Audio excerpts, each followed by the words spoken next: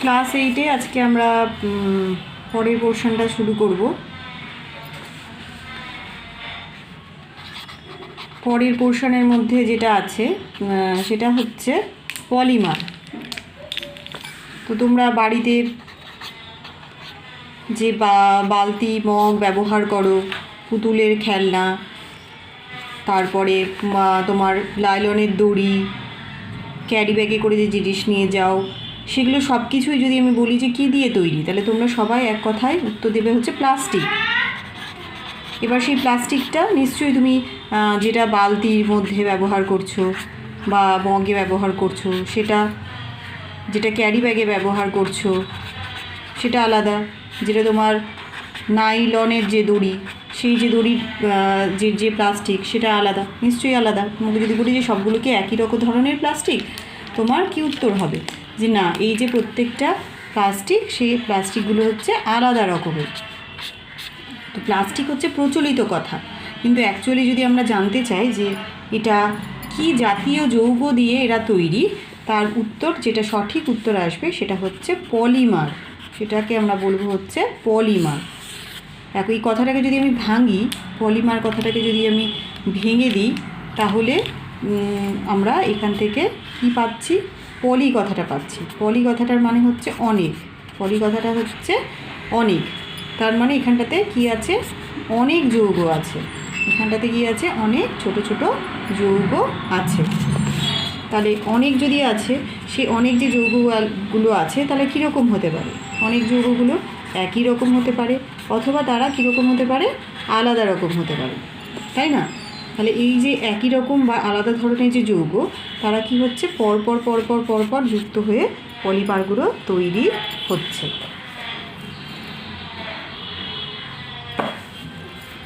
তো যদি একই রকমের, ধরো আমি ধরলাম এই যে এটা একটা ছোট জিনিস, সেটাই বারবার বারবার বারবার করে রিপিট হয়ে এরকমভাবে তৈরি হচ্ছে, তাহলে এটাকে আমরা বলবো যে পলিমার, তাই না? এটাকে আমরা বলবো হচ্ছে পলিমার। আবার ধরো আমি ধরলাম এরকম একটা ইউনিট আর একটা ইউনিট, এরাও বারবার বারবার এরকমভাবে রিপিট হয়ে এরাও কি করতে পারে? এরাও পরপর পরপর জোড়া লেগে থাকতে পারে। তাহলে এটাকেও আমি কিন্তু কি বলবো? এটাকেও আমি বলবো কিন্তু পলিমার। তাহলে এখানটাতে যারা যুক্ত হচ্ছে, তারা একটা এই ইউনিট আর একটা এই ইউনিট, কিন্তু এখানে যেটা যুক্ত হচ্ছে সেটা শুধুমাত্র এই ইউনিট। এই যে ছোট ছোট জিনিস যেগুলো যুক্ত হয়ে পরপর যুক্ত হয়ে বড় যৌগ তৈরি করছে, ছোট ছোট যৌগগুলোকে আমরা বলি হচ্ছে মনোমার। এদেরকে আমরা বলি হচ্ছে মনোমার। তাহলে এর ক্ষেত্রে এরা হচ্ছে মনোমার, আর এর ক্ষেত্রে এরা হচ্ছে মনোমার। ঠিক আছে? তাহলে মনোমারগুলো যে পদ্ধতিতে যুক্ত হয়ে পলিমার তৈরি করে, তার পদ্ধতিটার নাম হচ্ছে পলিমারাইজেশন। ঠিক আছে? পলিমারাইজেশন পদ্ধতিতে যুক্ত মনোমারগুলো পরপর যুক্ত হয়ে একটা বড় যৌগ তৈরি করে, সেই যৌগটাকে আমরা বলছি হচ্ছে পলিমার। এবার আমরা কী কী টাইপের পলিমার দেখতে পাই?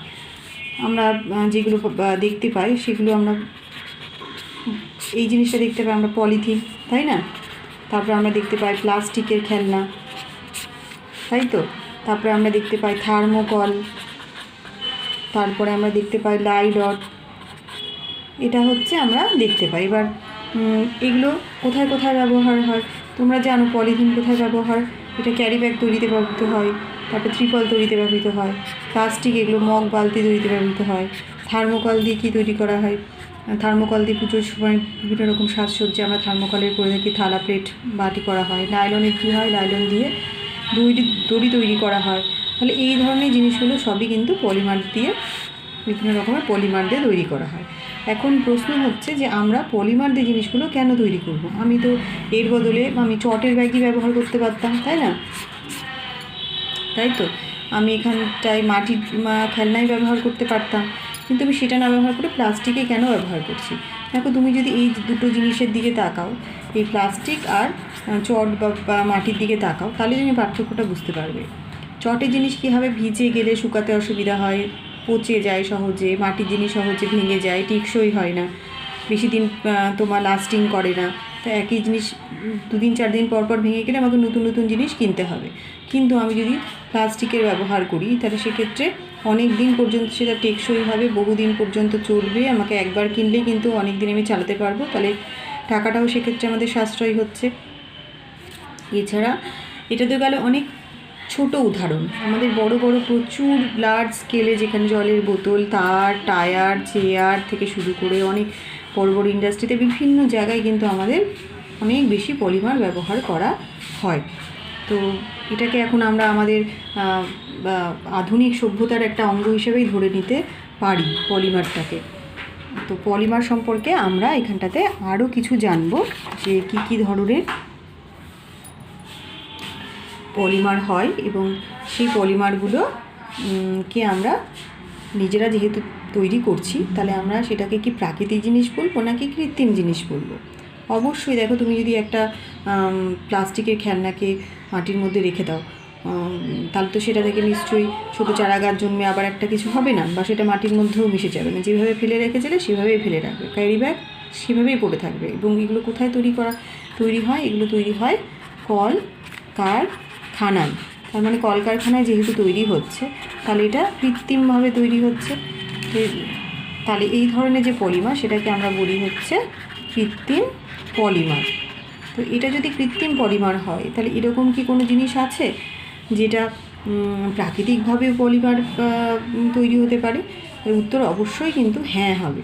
আমরা প্রাকৃতিকভাবেও কিন্তু পলিমার দেখতে পারি। প্রাকৃতিক পলিমার কি হয়? আমাদের যে প্রোটিন খায়, প্রোটিনও কিন্তু একটা পলিমার।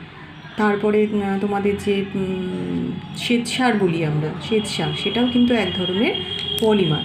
তো এই যে পলিমার, সেগুলো এক ধরনের বৃহৎ যৌগ। সেই বৃহৎ যৌগের মধ্যে তাহলে কি পরমাণু আছে, সেই যৌগটা কি পরমাণু দিয়ে তৈরি, সেটা যদি আমরা ভেঙে দেখতে চাই, তাহলে আমরা দেখব যে পলিমারের মধ্যে মূল যে উপাদান আছে সেটা হচ্ছে কার্বন। পলিমারটা যে যৌগ দিয়ে তৈরি, সেই যৌগের প্রধান উপাদান হচ্ছে, যৌগগুলোর প্রধান উপাদান হচ্ছে কার্বন পরমাণু। এছাড়া এর মধ্যে কী থাকতে পারে? এর মধ্যে হাইড্রোজেন থাকতে পারে, অক্সিজেন পরমাণু থাকতে পারে, নাইট্রোজেন পরমাণু থাকতে পারে। মানে প্রধান যেটা, সেটা কিন্তু অবশ্যই হবে হচ্ছে কার্বন পরমাণু। ঠিক আছে? তো আমরা এবার চলে আসি কিছু পার্টিকুলার পলিমারের নাম। আচ্ছা, প্রথমে আমাদের যে পলিমারটা আছে সেটা হচ্ছে পলিথিন। তাহলে পলিথিন যদি এবার এটা হচ্ছে পলিমার, ঠিক আছে, এটা পলিমারের নাম। এবার হচ্ছে মনোমারটা মানে কি? যেটা সিঙ্গেল ইউনিট, যেটা দিয়ে তৈরি। তাহলে পলিথিনের মনোমার হচ্ছে ইথিলিন। কেমন দেখতে ইথিলিনটা? CH2 ডাবল বন্ড CH2, ঠিক আছে, CH2 ডবল বন্ড CH2। এবারে যে ধর্ম, সেই ব্যবহারগুলো বইয়ে লেখা আছে। তো বইয়ে লেখা থাকার জন্য আমি আর এটা এমনি মুখে বলে দিচ্ছি, খাতায় আর লিখছি না। আচ্ছা, এরা কীভাবে যুক্ত হবে? দেখো, এই যে দুটো বন্ধন আছে, এটা খুলে যাবে, দিয়ে যদি খুলে যায় তাহলে কার্বনের 4টা হাত।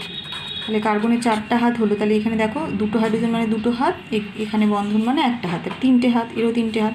তাহলে এরও একটা হাত খুলে গেছে, এরও একটা হাত খুলে গেছে। তাহলে এদিকে কিন্তু বারবার করে CH2গুলো রিপিট হতে থাকবে। তার জন্য পলিমার লিখতে গেলে এরকমভাবে বন্ড দিয়ে এখানে ছোটো হাতের N দিতে হয়। এর মানে তুমি অনেকগুলো পরিমাণ বাড়াতে পারো। N যদি 10 হয়, তার মানে এই ছোটো ছোটো ইউনিট পরপর 10টা এরকমভাবে যুক্ত থাকবে। ঠিক আছে? আচ্ছা, ধর্ম কি? এটা নমনীয় কিন্তু অল্প কঠিন।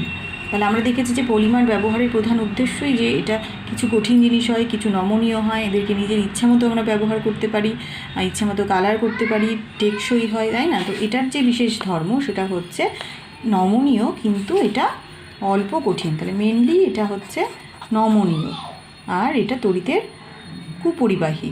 ঠিক আছে? আবার রাসায়নিকভাবেও কিন্তু বিক্রিয়া করে না, মানে রাসায়নিকভাবে নিষ্ক্রিয়। তো এত কিছু সুবিধার জন্য এটার যে ব্যবহার, সেই ব্যবহারটা কি?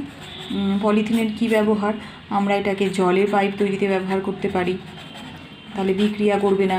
জলের মধ্যে কিছু থাকলে পাইপের সাথে বিক্রিয়া করবে না, তাই না? জলের ট্যাঙ্ক তৈরিতে ব্যবহার করতে পারি। তারপরে আমরা ক্যারি ব্যাগ তৈরিতে ব্যবহার করতে পারি, বালতি, মগ, বালতি, মগ এগুলো তৈরিতে আমরা ব্যবহার করতে পারি, অনেক দিন পর্যন্ত টেকসই হবে। ঠিক আছে, তাহলে এটা গেল আমাদের পলিথিনের সম্পর্কে। এবার আমরা যে পলিমারটা পড়বো সেটার নাম হচ্ছে টেফলন। ঠিক আছে, টেফলনের পুরো নাম হচ্ছে টেট্রা ফ্লুরো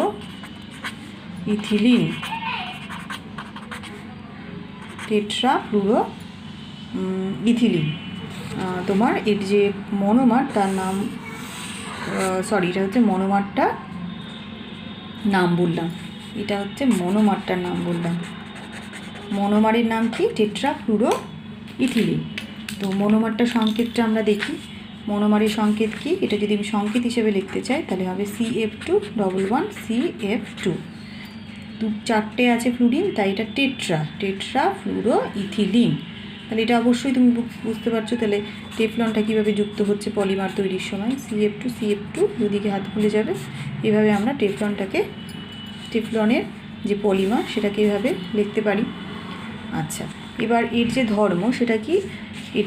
এটা উচ্চ গলনাঙ্ক বিশিষ্ট, মানে প্রচুর তাপমাত্রা দিলে তবেই গলবে, আর তড়িতের পরিবাহী আর রাসায়নিকভাবেও নিষ্ক্রিয়। তাহলে এই বৈশিষ্ট্যগুলো থাকার জন্য এটাকে আমরা কি করতে পারি? এটাকে আমরা ননস্টিক বাসনপত্র তৈরিতে ব্যবহার করতে পারি, গাড়ির রঙের প্রলেপ দিতে ব্যবহার করতে পারি, রাসায়নিক শিল্পে ব্যবহার করতে পারি, যেহেতু রাসায়নিকভাবে নিষ্ক্রিয়।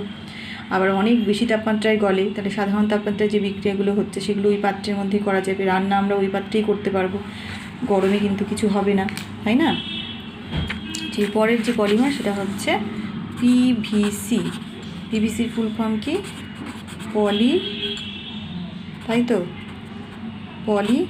তারপরে ভিনাইল আর ক্লোরাইড, এটার নাম পলিভিনাইল ক্লোরাইড। আচ্ছা, এবার এর যে মনোমার সেটা যদি আমি লিখতে চাই তাহলে এটার মনোমারটা কি? এটার মনোমারটা হচ্ছে CH211 CHCl। এর নাম হচ্ছে ভিনাইল ক্লোরাইড। তাহলে এর মনোমারটার নাম হচ্ছে ভিনাইল ক্লোরাইড। আর পলিভিনাইল ক্লোরাইড হচ্ছে পিভিসির পুরো ফর্ম কি? Polyvinyl chloride. আচ্ছা, ভিনাইল ক্লোরাইড হচ্ছে মনোমারের নাম। এটাও কীভাবে যুক্ত হয় বুঝতেই পারছো। CH2 সিঙ্গেল বন্ড CHCl, এইটারই তোমার রিপিটেশন হয় ইউনিটটায়, দিয়ে পলিমারটা তৈরি হয়। এটার তোমার যে বৈশিষ্ট্য সেটা কি? এটা স্বচ্ছ বা অস্বচ্ছ দুটোই হতে পারে। শক্ত, জল, তেল, পেট্রোল এগুলো কিছুটির সংস্পর্শে আসলেও তাদের সাথে বিক্রিয়া করে না, মানে যে সংস্পর্শে আসলে এরা নিষ্ক্রিয় থাকে। তার জন্য এটাকে কী করা হয়? জলের পাইপ, ইলেকট্রিক তারের আবরণ, বিভিন্ন জিনিসের পাত্র তৈরিতে, বর্ষাতি, গামবুট, চপ্পল এগুলো তৈরিতে ব্যবহার করা হয়। এগুলো বইয়ে যেহেতু লেখা আছে আমি এই পয়েন্টগুলো আর খাতার মধ্যে কিন্তু লিখলাম না। আচ্ছা, পরের যে পলিমার সেই পলিমারটার নাম কি?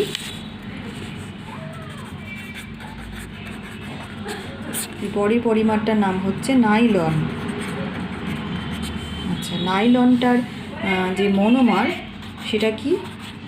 সেটার মনোমারটা যেটা, আচ্ছা মনোমারের যেহেতু নাইলনের অনেক প্রকারভেদ আছে, নাইলন 6, নাইলন 11 এরকম টাইপের প্রচুর পরিমাণে নাইলনের প্রকারভেদ আছে। তাই জন্য নাইলনের যে মনোমার সেটার মধ্যে কি যে যৌগটা তার মধ্যে কী থাকতে হবে? তার মধ্যে থাকতে হবে ডাইকার্বক্সিলিক অ্যাসিড, মানে দুটো অ্যাসিড গ্রুপ থাকবে, আর তার সাথে থাকবে হচ্ছে ডাইঅ্যামিন, মানে দুটো অ্যামিন গ্রুপ। ঠিক আছে, এই দুটো থাকবে। এবার মনে করো তোমার যদি আমি নাইলন 6 করতাম, নাইলন 6 যদি আমি উদাহরণ হিসেবে ধরতাম, তাহলে আমাদের যে যৌগগুলো লাগতো সেই যৌগগুলো হচ্ছে তোমার হেক্সামিথিলিন ডায়ামিন আর অ্যাডিপিক অ্যাসিড। হেক্সামিথিলিন ডায়ামিন আর তার সাথে লাগবে হচ্ছে অ্যাডিপিক অ্যাসিড।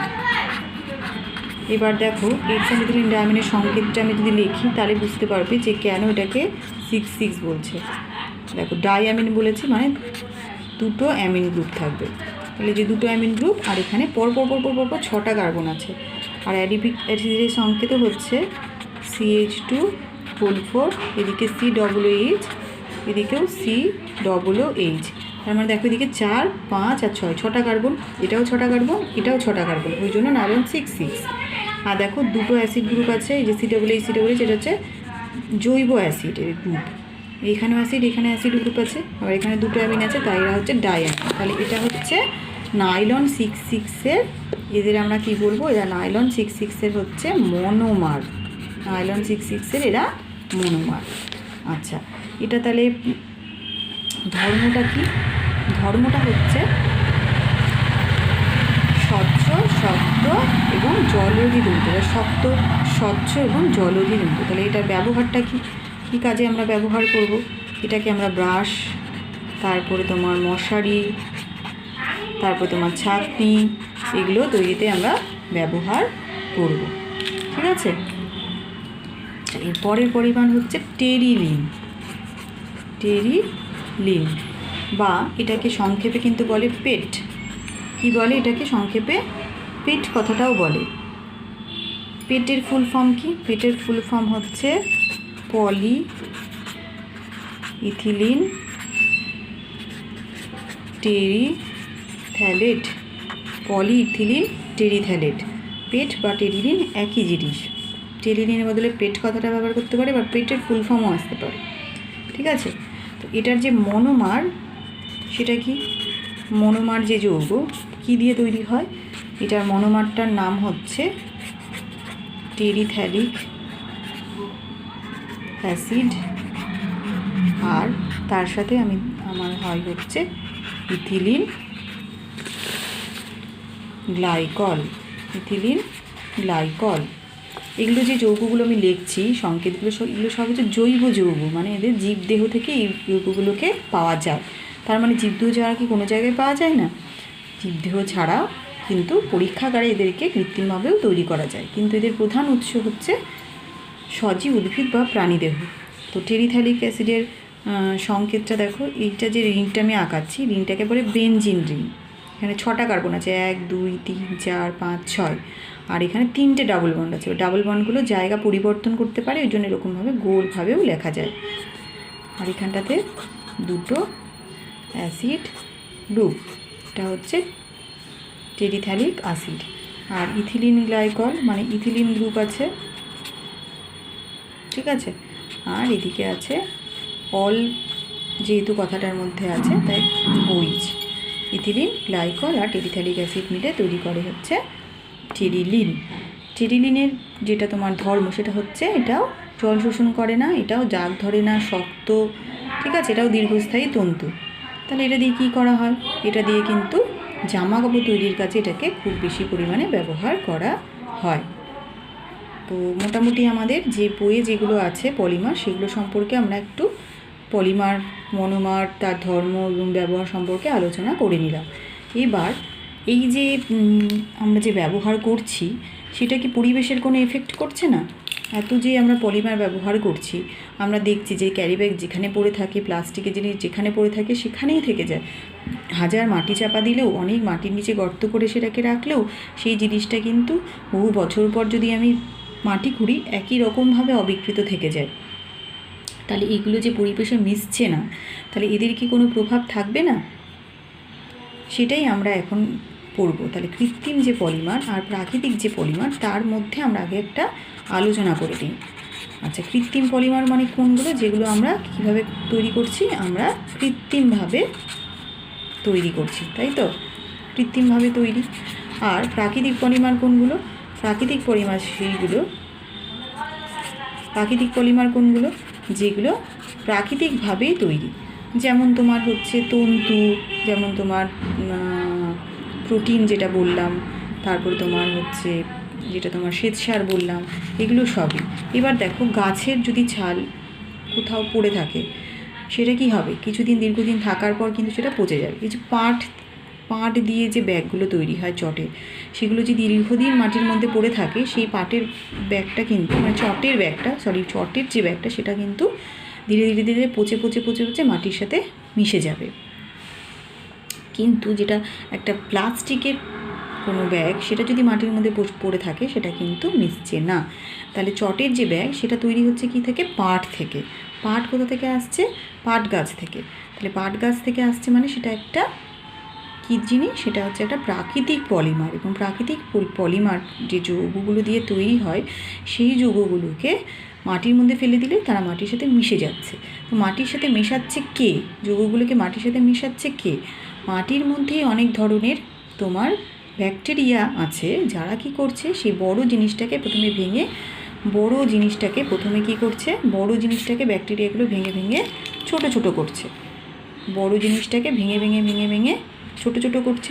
তারপরে আবার অন্য এই যে ছোট ছোট পার্ট যেগুলো হলো, সেই ছোট ছোট পার্টগুলোকে আবার অন্য কোনো ব্যাকটেরিয়া সেগুলোকে আরও ছোট ছোট করছে। এইভাবে ছোট হতে তারা কি হচ্ছে, এত ছোট হচ্ছে যে মাটির মধ্যে তারা মিশে যাচ্ছে। কিন্তু আমি যখন একটা প্লাস্টিক বা পলিথিন নিচ্ছি, সেটাকে কিন্তু এই যে মাটির মধ্যে বসবাসকারী ব্যাকটেরিয়া, তারা কিন্তু সেই পলিমারটাকে ওরা চেনে না, তারা ওই যৌগটাকে কিন্তু ভাঙতে পারছে না। যেহেতু ভাঙতে পারছে না, তাহলে ওই যৌগটা কিন্তু মাটির মধ্যে মানে ভাঙতেই পারছে না। ভাঙার প্রসিডিওরগুলো যেহেতু হচ্ছে না, তাহলে বড়ো থেকে ছোটো, তার থেকে আরেকটু ছোটো, তার থেকে আরেকটু ছোটো হয়ে মাটির মধ্যে মিশে যাওয়ার যে মানে একটা কন্টিনিউয়াস প্রসিডিওর, সেটা কিন্তু আর কাজ করছে না। তাহলে সেটা কিন্তু অবিকৃতভাবে মাটির মধ্যে থেকে যাচ্ছে। তো এই জন্যই কৃত্রিম পলিমার ব্যবহার করা আমাদের পরিবেশের পক্ষে একটা চাপ হয়ে দাঁড়াচ্ছে। যেহেতু ওটা মাটির মধ্যে মিশছে না, তুমি যেটা বাড়তি আবর্জনা প্লাস্টিক যেগুলো ফেলে দিচ্ছি কোনো ডাম্পিং গ্রাউন্ডে, সেটা আস্তে আস্তে দিন দিন ভরেই যাচ্ছে। এরকমভাবে ডাম্পিং গ্রাউন্ডটা বড় হতে কী হচ্ছে, এমন বড় হয়ে যাচ্ছে যে গোটা শহরের অর্ধেকটাই হয়তো ডাম্পিং গ্রাউন্ডে ছেয়ে যাচ্ছে। তো এই অসুবিধাগুলো কিন্তু আমাদের খুব বেশি এখন আমরা সম্মুখীন হচ্ছি। তো তার জন্য আমাদের সবাই এখন যারা পরিবেশ প্রেমী আছে, তারা কিন্তু প্রাকৃতিক পলিমারটাকে ব্যবহার করার ওপর জোর দিচ্ছে, কৃত্রিম পলিমারের ব্যবহার কমিয়ে। তো প্রাকৃতিক পলিমার যে মাটির মধ্যে যে মিশে যাচ্ছে, এর তোমার যে টার্ম, যেটাকে এক কথায় আমরা বলি হচ্ছে বায়োডিগ্রেডেবল। এই যে ব্যাকটেরিয়াগুলো প্রাকৃতিক পলিমারকে ভেঙে মাটির মধ্যে মিশিয়ে দিচ্ছে, তাহলে এই যে পলিমার, সেগুলোকে আমরা বলবো বায়োডিগ্রেডেবল পলিমার বা জৈব পলিমার। ঠিক আছে? কিন্তু যাদেরকে ব্যাকটেরিয়াগুলো ভেঙে মাটিতে মেশাতে পারছে না, তাদেরকে আমরা বলবো non biodegradable polymer. Non biodegradable polymer মানে যাদেরকে ব্যাকটেরিয়ারা, জীবাণুরা ভেঙে মাটির মধ্যে মেশাতে পারছে না। ঠিক আছে? তাহলে কি কোনো পলিমারই যেগুলো কৃত্রিমভাবে তৈরি হয়, সেগুলো কি কোনোটাই বায়োডিগ্রেডেবল না? বা এই যে নতুন নতুন বিজ্ঞানীরা যে বিভিন্ন রিসার্চ করে, তার মধ্যে কি এই নিয়ে কোনো রিসার্চ হচ্ছে না? অবশ্যই হচ্ছে, এবং সেটাই কিন্তু আমাদের গবেষণার অনেকটা এরিয়া এখন দখল করে আছে, কিভাবে আমরা বায়োডিগ্রেডেবল কৃত্রিম পলিমার তৈরি করব। তো সেটা এখন বিজ্ঞানীদের কাছে একটা বড় চ্যালেঞ্জ, এবং প্রতিনিয়ত বিশ্বের অনেক গবেষণাগারে এটা নিয়ে কাজ হচ্ছে। তো কিছু কৃত্রিম পলিমার যেগুলো বায়োডিগ্রেডেবল তৈরি হয়েছে, তার যে নাম আমি বলছি, কৃত্রিম পলিমার যেগুলো বায়োডিগ্রেডেবল কৃত্রিম পলিমারের নাম হচ্ছে তোমার, বা কৃত্রিম জৈব বিশ্লেষ্য পলিমারের নাম হচ্ছে, অনেকেই আছে, তার মধ্যে আমি দুটো লিখে দিচ্ছি।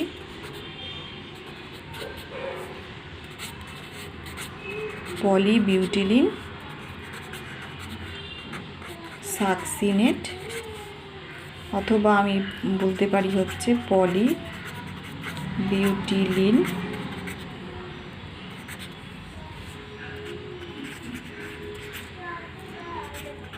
অ্যাডিপেট। এরা হচ্ছে কি, হয় এটা নাহলে এটা, উদাহরণ যদি চাই তাহলে বলতে পারো। এরা কি, এরা হচ্ছে বায়োডিগ্রেডেবল কৃত্রিম পলিমার।